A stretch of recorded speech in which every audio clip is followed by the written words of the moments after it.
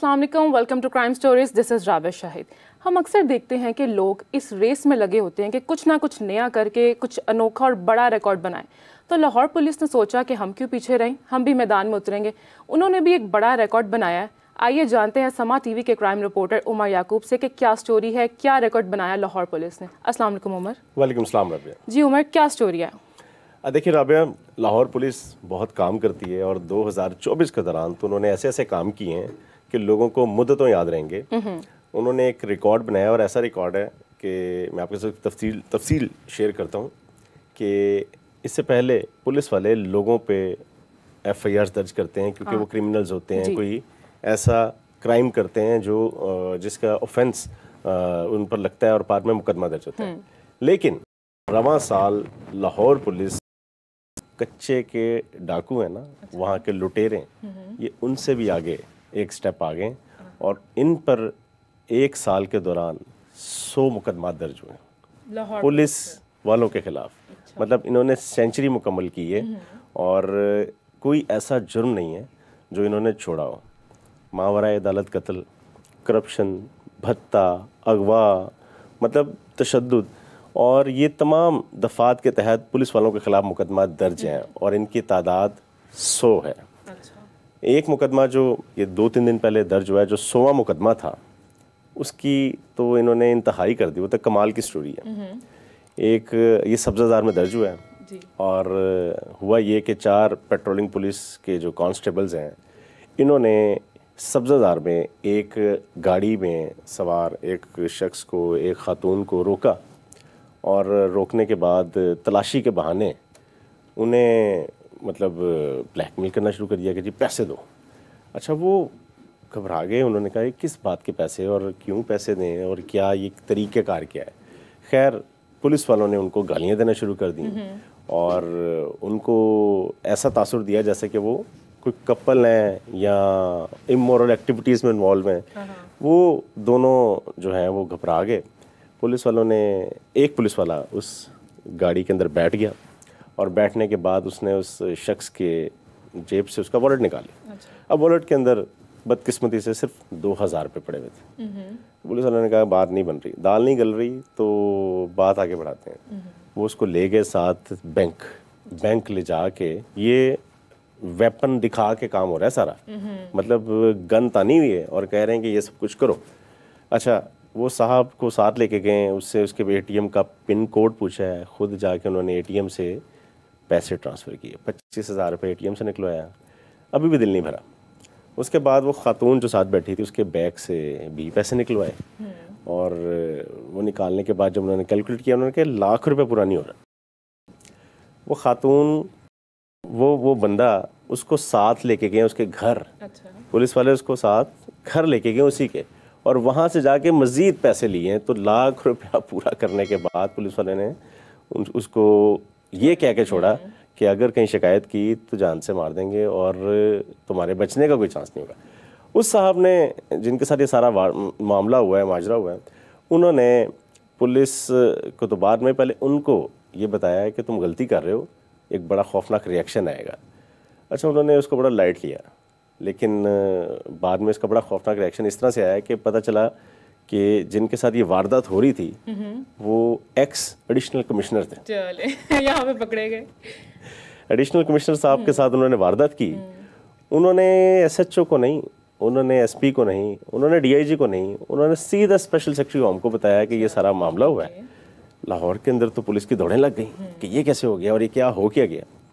खैर, वो इंटेरोगेट किया तो पुलिस ने जो इनके खिलाफ मुकदमा दर्ज किया है अभी सब्ज़ादार में, उसके अंदर अगवा, भत्ता, हब्से बेजा में रखने के दफ़ात, इख्तियारात का नाजायज़ इस्तेमाल, मतलब संगीन दफ़ात के तहत मुकदमा इनके खिलाफ दर्ज किया गया। उन्होंने जो कुछ किया था वो मुकदमा दर्ज हो गया। लेकिन इससे पहले जो मुकदमा दर्ज होते रहे ना, वो होता है इस तरह कि अगर किसी के साथ कोई पुलिस वाला मिसकंडक्ट करता है तो उनकी इतनी जल्दी सुनवाई नहीं होती। उसके लिए फिर वो अदालत का दरवाज़ा खटखटाते हैं। अदालत के पास जाने के बाद वो रिक्वेस्ट करते हैं कि हमारे साथ ज्यादती हुई है, पुलिस वालों ने की है, तो डायरेक्शन दें इनके खिलाफ कानूनी कार्रवाई की। अदालत डायरेक्शन देती है तो पुलिस हुकाम फिर इंटेरोगेट करते हैं और बाद में फिर अगर उनको कोई सॉलिड एविडेंस मिल जाए, मतलब सीसीटीवी फुटेज मिल जाए, कोई ऐसी चीज मिल जाए जिससे एस्टेब्लिश हो सके कि इन्होंने क्राइम किया है, तो फिर जाके पुलिस वालों के खिलाफ, पेटी भाइयों के खिलाफ मुकदमा दर्ज कर लेते हैं, वरना मुकदमा दर्ज नहीं होता। इतने लंबे प्रोसेस के बावजूद इस साल मतलब 2024 में सेंचुरी मुकम्मल की है इन्होंने मुकदमात की। अच्छा, और रिकॉर्ड पूरा बना लिया। रिकॉर्ड तो बन गया, लेकिन आपने काफ़ी संगीन जराइम बताए हैं जो लाहौर पुलिस ने किए हैं, तो इनके खिलाफ कोई एक्शन नहीं, इनको इनकी जॉब से मतलब फारिग नहीं किया जाएगा? हाँ, ये अच्छा सवाल है। देखें, जॉब से फारिग कर देना उनके गुनाह का मदावा नहीं है। जो उन्होंने जुर्म किए हैं, मतलब एक कॉमन सिटीजन अगर इस तरह का कोई काम करता है तो एक उसका प्रॉपर चैनल उसका ट्रायल होता है, उसके लिए सज़ा होती है। लेकिन यहाँ पर होता ये है कि ये 100 मुकदमात ना, इनमें से किसी एक को भी सज़ा नहीं हुई और ना ही उसका प्रॉपर ट्रायल हुआ है। चूँकि ये एक ऐसे डिपार्टमेंट के साथ वाबस्ता है जिन्होंने खुद इंटेरोगेशन करनी होती है, तफ्तीश इनके पास है, तो तफ्तीश तक जब बात पहुँचती है तो फिर ये सेटलमेंट की तरफ लाते हैं। अब मुतअद्दिद मुकदमात के अंदर जो पैरवी कर रहे थे ना, उनकी तफ्तीशी अफसर नाक की लकीरें निकलवाते हैं और उसके बाद उनको एक ऐसे पॉइंट पे लेके आते हैं कि वो सेटलमेंट कर लें, मतलब किसी से पैसे लूटे हुए तो पैसे वापस कर दें, और वो रिटर्न माफीनामा लिख के दे देता है कि जी मेरे से गलती होगी, दोबारा ऐसा नहीं करेंगे। लेकिन चूंकि जिस तरह के वो संगीन जराइम में मुलविस होते हैं, उनको उस तरह की सजाएं नहीं मिल पाती। अच्छा उमर, आपने ये तो बता दिया कि रिकॉर्ड बन गया, मुकदमा भी दर्ज हो गया, तो ये जो पुलिस वाले हैं जिनके ऊपर मुकदमा दर्ज हुआ, ये अभी हैं कहाँ?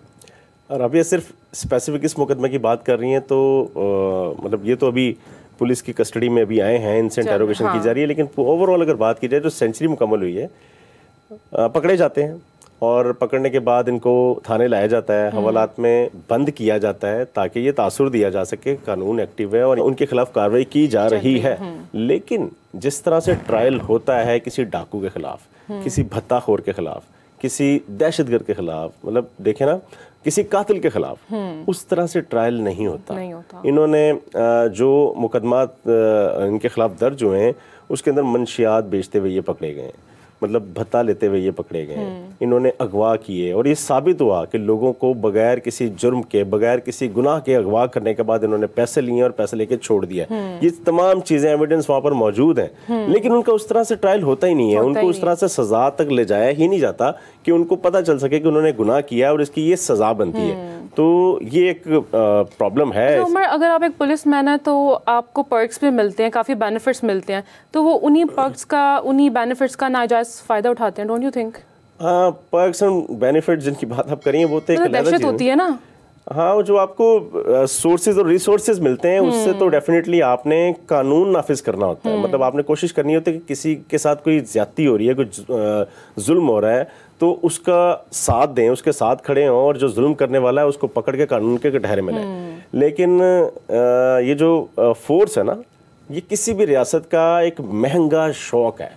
ये ऐसा नहीं है कि ये लोगों की हिफाजत के लिए या कानून नाफिज करने के लिए बनाया जाता है। एक रिट कायम की जाती है और उस रिट को बरकरार रखने के लिए एक फोर्स बनाई जाती है, और ये एक महंगा शौक है, मैं दोबारा कह रहा हूँ, किसी भी रियासत का।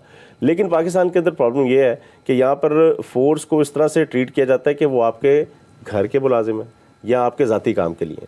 तो बहुत से केसेस के अंदर हम एग्जाम्पल कोट कर सकते हैं कि तगड़े और ताकतवर लोगों के लिए तफ्तीश या कानून का जो दरवाज़ा है वो अलहदा है, जो कमज़ोर है उनके लिए अलहदा है। तो यहाँ पर भी यही होता है कि जब कोई पुलिस वाला कोई क्राइम कमिट करता है तो उसके साथ वो उस तरह से तफ्तीश होती ही नहीं है जो एक मुजरिम के साथ, एक चोर के साथ, एक डाकू के साथ, एक भत्ताखोर के साथ होनी चाहिए।